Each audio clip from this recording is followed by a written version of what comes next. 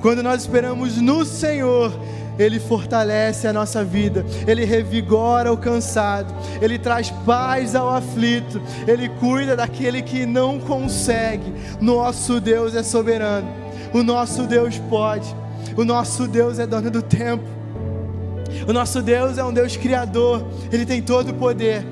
O nosso Deus não descansa, nem nos deixa, nem para de cuidar de nós. E o nosso Deus possui uma sabedoria insondável, um plano que passa pelo controle dEle. Por isso Ele é o único. Ele é o único no qual nós podemos esperar e ter as nossas forças renovadas.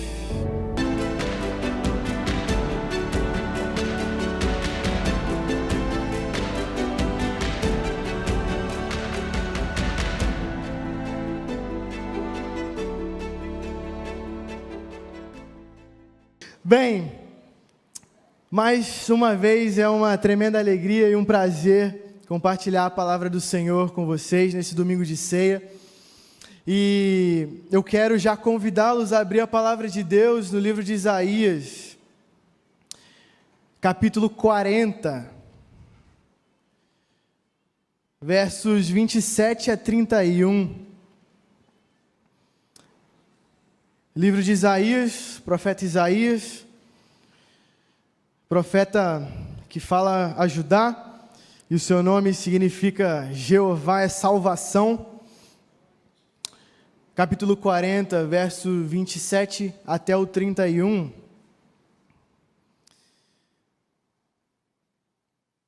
Para a gente entrar no tema da noite e entender um pouco a cabeça daqueles primeiros leitores desse livro e ouvintes dessa mensagem, os judeus eles esperaram e esperavam nesse momento ainda, esperavam pelo Messias, certo? O Messias era o ungido do Senhor, aquele que viria restaurar o reino a Israel, restaurar esse reino de glória e estabelecer um reino que não teria fim, estabelecer um reino eterno de paz e prosperidade para Israel.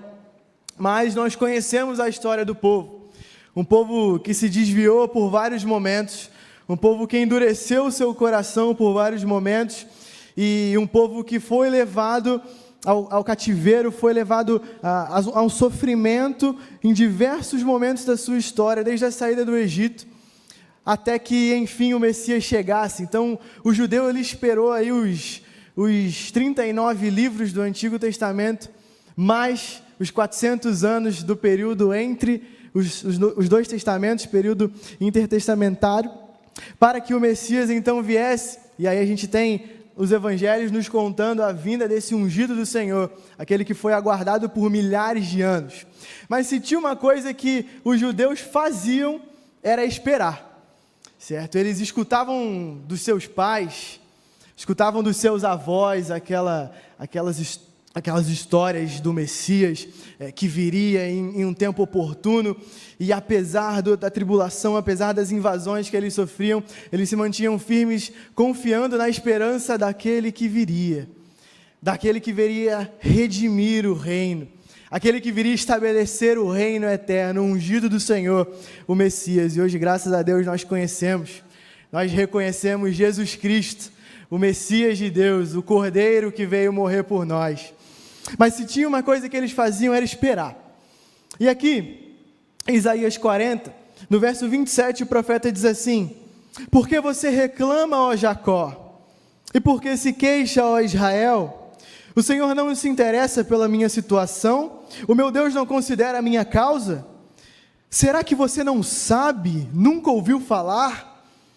O Senhor é o Deus eterno, o Criador de toda a terra. Ele não se cansa, nem fica exausto. Sua sabedoria é insondável. Ele fortalece o cansado e dá grande vigor ao que está sem forças. Até os jovens se cansam e ficam exaustos. Os moços tropeçam e caem, mas aqueles que esperam no Senhor renovam as suas forças. Voam alto como águias, correm e não ficam exaustos, andam e não se cansam. Amém? Aqueles que esperam no Senhor renovam as suas forças. O tema da nossa noite é forças renovadas. Eu acredito que o Senhor deseja que nós, pela confiança que nós temos e depositamos nele, pela esperança que nós depositamos nele, nós podemos, mesmo em um processo de espera, ter as nossas forças renovadas no Senhor. Vamos falar com ele mais uma vez? Pai, te louvo por essa noite, Deus. Obrigado, Senhor, porque nós podemos meditar na Tua Palavra, Pai, e nós cremos que a Tua Palavra é viva e eficaz. Senhor, fala conosco nessa noite, Pai. Usa a Tua Palavra, Espírito Santo, usa a Tua Palavra para falar aos nossos corações, e eu te peço, Deus, que o Senhor fale através de mim e apesar de mim, em nome de Jesus. Amém, amém, amém. Forças renovadas. Aquele povo que tanto esperava é então encorajado pelo profeta Isaías, que o Senhor escutava a causa deles. É interessante como o profeta começa esse trecho que nós lemos, dizendo: por que você reclama, ó Jacó? Por que se queixa, Israel? O Senhor não se interessa pela minha situação? O meu Deus não considera a minha causa? Será que não sabe? Será que nunca ouviu falar? O profeta leva o povo a meditar em uma resposta que eles ainda não haviam recebido. E naquele momento, aquele povo se queixa, reclama, porque Deus não os escutara. Deus ainda não havia respondido. Deus ainda não havia dado a resposta e a solução para as queixas daquele povo naquele momento. E eles passam por esse processo de um silêncio do Senhor. Então o profeta os leva a pensar: por que você reclama? Por que se queixa? Aquele povo havia perdido a confiança que Deus os escutava, perdido a confiança e a esperança que Deus havia havia preparado algo para eles em um tempo próximo, e eles começaram a se queixar e a se lamentar e até a murmurar. Era um período de muita idolatria dentro desse povo, era um período de abandono da fé, e aquele povo não tinha mais a esperança de esperar pelo Senhor. Eles não conseguiam mais esperar pelo Messias, e eles decidiram adorar outros deuses, servir a deuses pagãos, a deuses criados, se prostrar a imagens. Então, Isaías, dentro do seu ministério, os convida a retornar a essa esperança que só vem do Senhor. Voltar os olhos daquele povo, não àquela situação momentânea, mas no Deus que havia prometido algo, o Deus que cumpriria esse algo. E o papel daquele povo que eles deveriam entender naquele momento era um papel de espera. E às vezes nós passamos por momentos assim, sabe? Às vezes Deus tem planos para nós e a gente fala: amém, Senhor, eu creio nas tuas promessas, eu creio no chamado que o Senhor tem para mim, no plano que o Senhor tem para mim.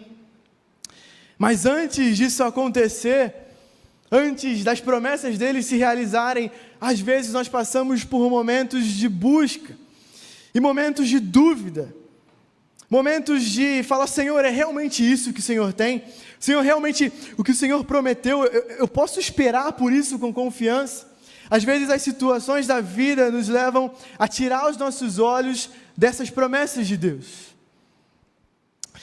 E por vezes esses períodos são marcados por silêncio de Deus, por um Deus que não responde de imediato, por um Deus que não é imediatista como nós somos. E a gente fica: Senhor, eu preciso de uma resposta agora, Deus. O Senhor não conhece minha agenda, o Senhor não sabe que eu tenho um compromisso para a semana que vem, eu preciso tomar essa decisão. Mas o que Isaías alerta o povo nesse momento é: será que o Senhor não escuta?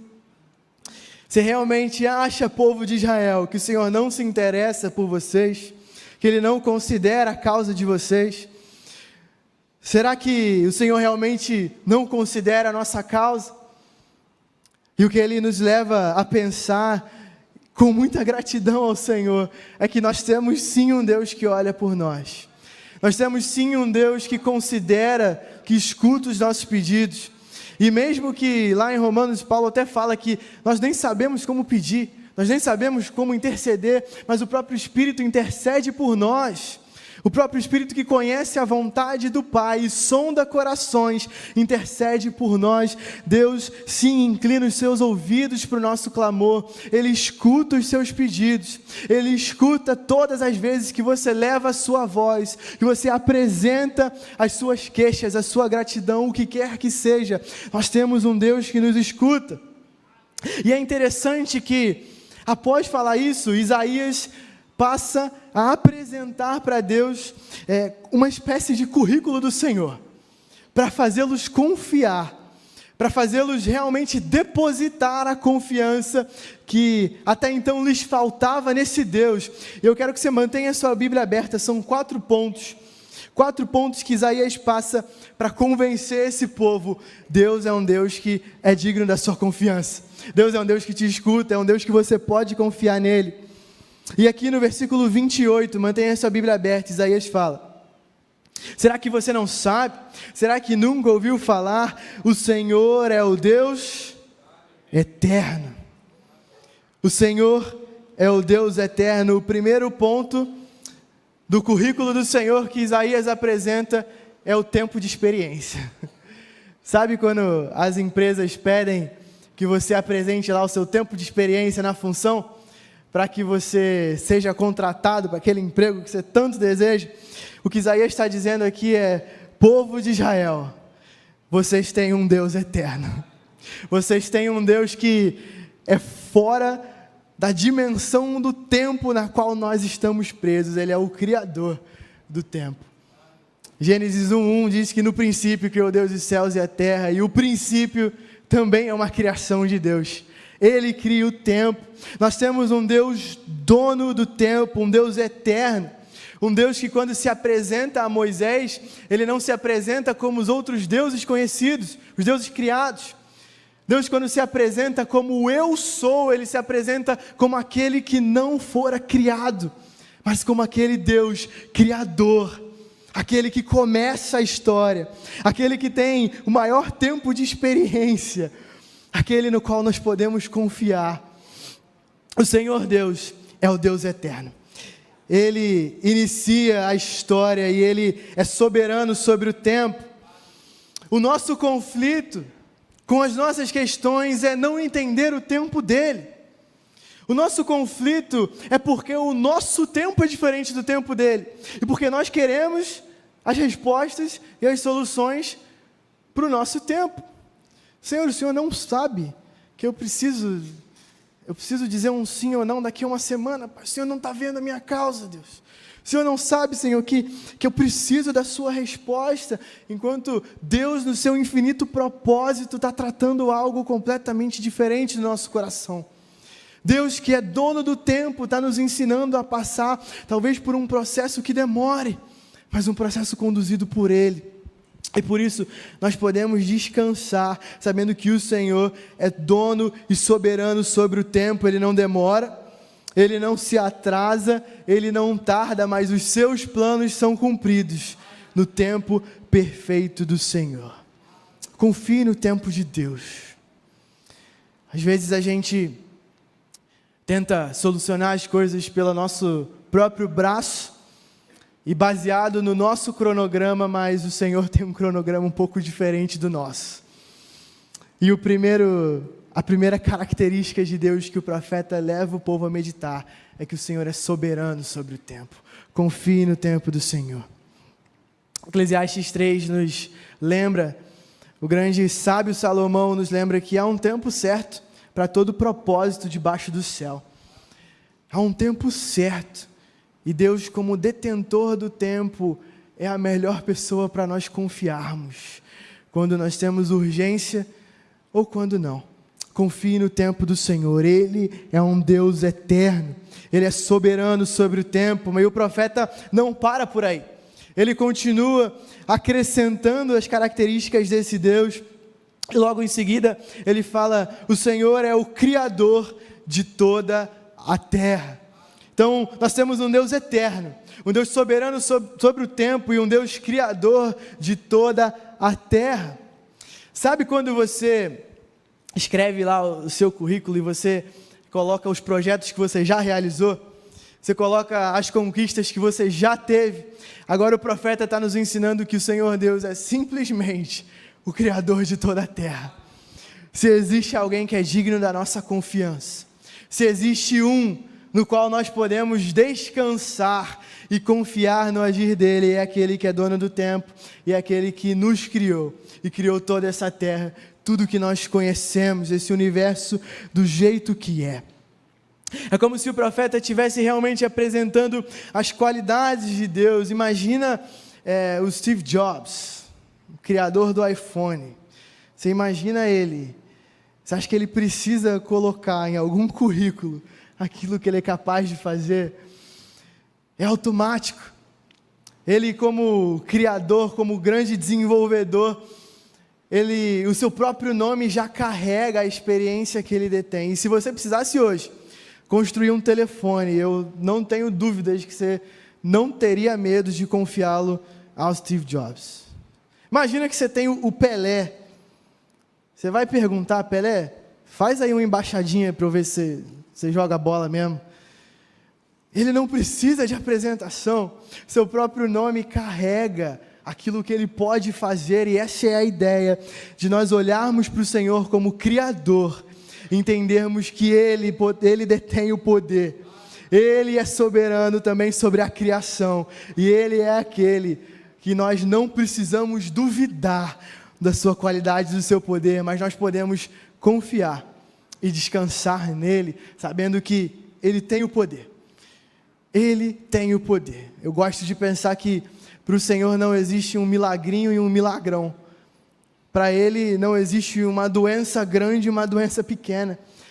O Senhor é poderoso e a palavra diz que todos se sujeitarão a Ele, que Ele detém o nome sobre todo nome. Toda autoridade lhe foi dada nos céus e na terra. Então, quando nós apresentamos as nossas causas, nós podemos confiar que, mesmo quando Ele responda um não, mesmo quando Ele que poderia fazer não faz, nós estamos nas mãos daquele que detém todo o poder, daquele que pode cuidar de nós, daquele que, em suas soluções, apresenta o melhor que é possível para nós. Mas o profeta ainda não para por aí. Nós temos um Deus soberano sobre o tempo. Nós temos um Deus com a experiência de ter criado o mundo, de ter desenvolvido a natureza do jeito que é, a perfeição da natureza do jeito que é, o nosso organismo que funciona mesmo quando a gente não pensa. Ele nos faz operantes e faz com que o nosso corpo funcione pelo seu controle. O profeta ainda acrescenta: Ele não se cansa e nem fica exausto.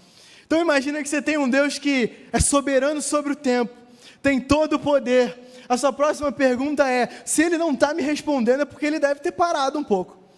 Se Ele não soluciona a minha questão, é porque Ele deve estar um pouco cansado dos afazeres que Ele tem. Deve ser muito difícil cuidar da terra inteira, tem muita guerra para Ele resolver, tem muito conflito para Ele resolver por aí. Ele não vai olhar para a minha situação.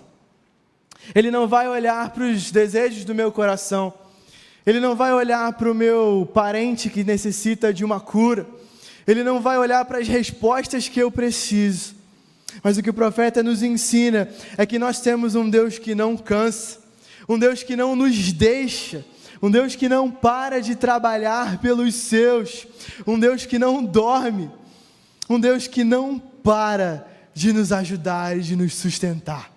Esse Deus é digno da nossa confiança, e esse Deus que lá na criação traz ordem para o caos no universo, é o mesmo Deus que promete cuidar das andorinhas, é o mesmo Deus que promete vestir os lírios dos campos, e é o mesmo Deus que cuida de mim e de você.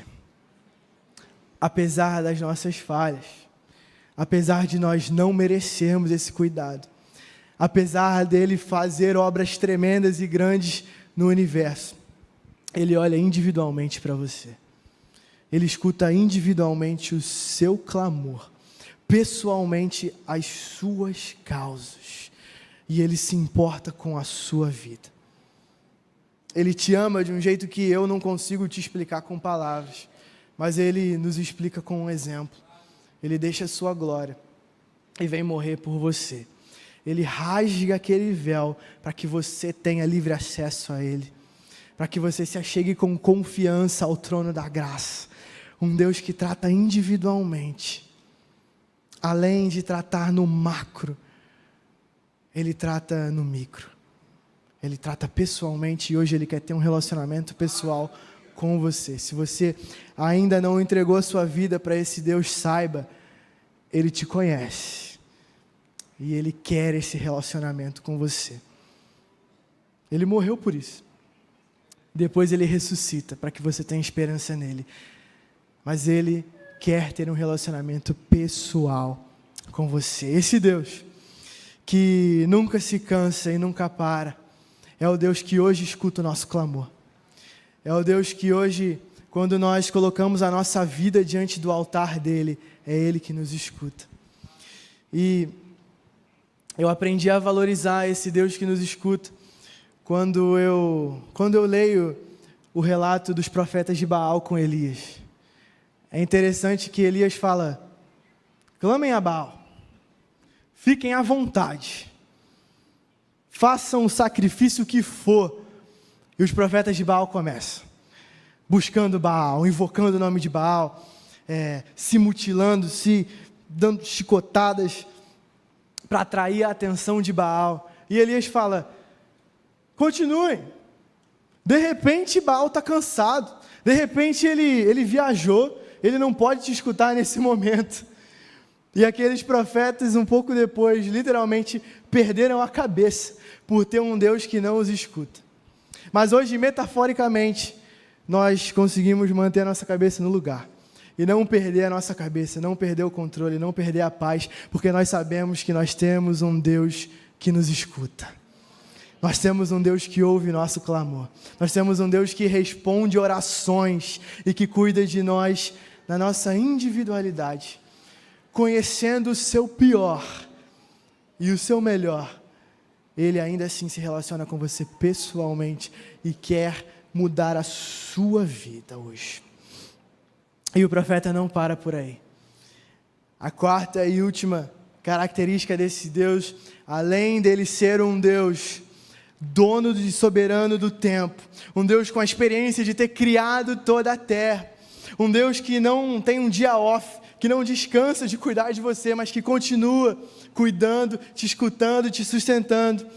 O profeta acrescenta que a sua sabedoria é insondável. A sabedoria do Senhor é insondável. Sabe o que eu penso? Eu imagino o povo escutando o profeta falando aquilo. Eles falam: ok, eu tenho um Deus soberano no tempo, eu tenho um Deus que é criador, eu tenho um Deus que não descansa e não dorme por mim. Então, só pode ser que o plano dele é um plano falho, porque não é possível que eu estou passando pelo que eu estou passando. Só pode ser que esse Deus errou comigo. Só pode ser que ele cometeu algum equívoco. Porque a dor que eu estou passando é muito grande. Mas o profeta termina esse currículo tremendo de Deus, falando: a sua sabedoria é insondável. Em outras palavras, o Senhor não erra. Em outras palavras, o Senhor não se equivoca. O Senhor não muda. O Senhor que detém o controle, Ele é sábio soberanamente sobre a sua vida, a ponto de controlar aquilo que você não pode, a ponto de te livrar de coisas que você nem sabe, a ponto de te conduzir por caminhos que você nem imaginava. Mas os seus planos são insondáveis. A sua sabedoria é muito mais elevada do que a nossa. Esse mesmo profeta fala em alguns versos antes que os seus caminhos são mais altos do que os nossos caminhos, assim como os céus são mais altos do que a terra. Esse Deus não errou com você. Entenda que esse Deus não se equivocou. Ele não nos livra das consequências ruins das nossas próprias atitudes, mas até nelas nós temos um Deus soberano, que está no controle e que diz que não haverá nunca uma tentação que vá além do nosso limite. Não haverá nunca uma situação da nossa vida que fuja da sua sabedoria. Não haverá nunca uma situação nas nossas vidas na qual esse Deus erra, na qual esse Deus se equivoca, na qual esse Deus nos faz passar por momentos que nós não precisávamos. se isso não for uma consequência dos nossos próprios erros. Nós temos um Deus soberano. Nós temos um Deus que controla na palma de suas mãos, que detém todo o poder e toda a autoridade, e por isso Ele consegue cuidar das nossas vidas muito melhor do que nós mesmos até. E por isso, confiando nesse Deus tremendo, nesse Deus que nos conduz e nos livra, e nos protege, nos leva, controla situações que para nós são incontroláveis, muda situações da nossa vida que para nós seriam impossíveis.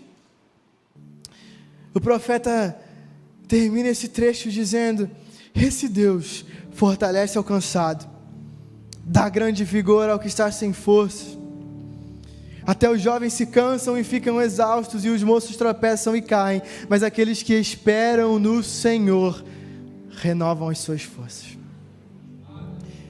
É nesse Deus que nós podemos esperar.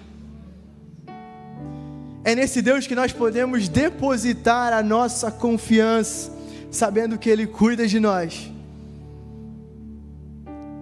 Como é paradoxal pensar em uma espera que renova forças, porque geralmente quando nós esperamos, nós perdemos tempo, nós ficamos impacientes, nós perdemos forças. Mas quando nós esperamos no Senhor, as nossas forças se renovam.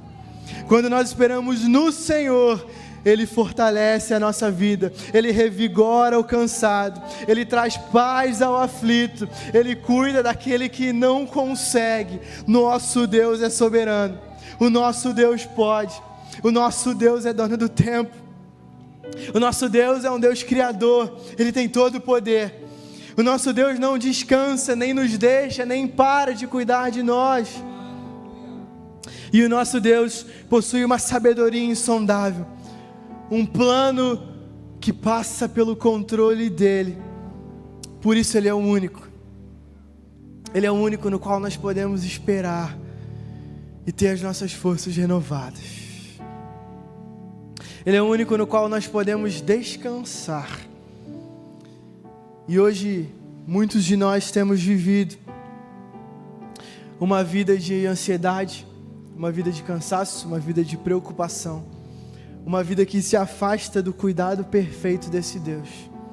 Mas Ele nos lembra nessa noite que Ele é o único no qual nós podemos descansar, ter as nossas forças renovadas, ter o nosso espírito cuidado pessoalmente, da forma que só Ele conhece o nosso coração.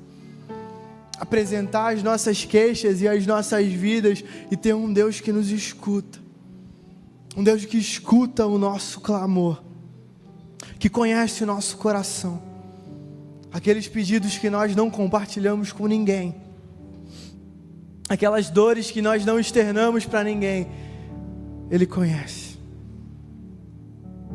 E hoje, se existe alguém que você pode depositar a sua confiança, é no Senhor. Eu quero terminar essa mensagem já pensando na ceia do Senhor, porque quando Isaías fala para aquele povo, Isaías não os leva a esperar por uma solução conforme o querer deles. É interessante porque esperar em Deus não significa que nós ficaremos inertes, parados, dormindo enquanto Ele trabalha e faz tudo por nós e nos entrega aquilo que nós queremos. Não é essa a ideia. Mas quando Isaías fala sobre esperar nesse Senhor, ele está falando daquele que era o esperado, aquele que havia sido prometido para restaurar naquele povo a paz, para restaurar o reino que seria inabalável a Israel. Alguns capítulos antes, o mesmo profeta fala: eis que a virgem dará a luz, e esse será o sinal, a virgem dará a luz, então virá o Emanuel, o Deus conosco, aquele que vocês tanto aguardam, aquele pelo qual vocês esperam, aquele que é capaz de cuidar de vocês, aquele que é capaz de curar a doença incurável, pastor Pedro. Ele virá, Ele virá. Ele é o único no qual nós podemos depositar a nossa confiança, não crendo que Ele fará o que nós queremos, mas crendo que Ele em si é a solução. Ele em si é a nossa paz. Isaías no capítulo 8 diz que Ele virá e Ele será chamado do Conselheiro, Deus forte, Pai da eternidade, Príncipe da paz. É por Ele que esse povo esperava. É por Ele que essas pessoas, o povo de Israel, imerso naquele conflito, sendo invadidos por nações estrangeiras, esperavam pelo restaurador. Tinham as suas forças renovadas, crendo que Ele viria e que a solução estaria nele. Hoje nós podemos olhar para esse Messias que veio, esse Messias que enfim chegou, e hoje, 2020 anos depois, nós nos recordamos do que Ele fez por nós. Nós nos recordamos da vitória que Ele conquistou naquela cruz. Nós nos recordamos do preço que foi pago por Ele, para que eu e você tenhamos essa paz, para que eu e você possamos hoje depositar a nossa confiança, não que Ele fará o que nós queremos, mas que Ele fará o que é melhor, crendo e descansando em um Deus que é soberano sobre o tempo, Criador dos céus e da terra, que não descansa, não tira um dia sem cuidar de você, e um Deus no qual a sua sabedoria é insondável. Ele tem um plano perfeito para a sua vida. O Messias veio, Ele se entregou, Ele morreu por você. Jesus Cristo morre na cruz daquele Calvário para restabelecer o nosso relacionamento com esse Deus, para nos dar a paz que nós não tínhamos. E hoje eu quero te convidar a renovar sua aliança com Ele. Através dessa ceia do Senhor, nós vamos lembrar, trazer à nossa memória esse Deus que morreu por nós, esse Deus que deixou a sua glória, veio como um servo, sofreu até a morte, e morte de cruz, e se entregou naquela cruz, para que eu e você tivéssemos vida nele. Não existe ninguém que te ame mais do que esse Deus. Não existe outro que você possa depositar a sua confiança que não seja esse Deus. Eu quero te convidar a manter isso em mente. Nós vamos recordar esse sacrifício perfeito, levar a nossa vida com gratidão pelo que Ele já fez. E se você nunca entregou a sua vida para esse Deus, eu quero te convidar a pensar sobre isso. Nós vamos orar. Eu vou pedir para o pastor Anderson fazer esse momento, e eu quero te convidar a já estar em oração por isso. Ele quer um relacionamento com você. Ele morreu por isso. E hoje que a nossa resposta não seja diferente, de entregar a nossa vida, entregar as nossas queixas, as nossas causas, confiando que o nosso Deus cuida de nós. Amém.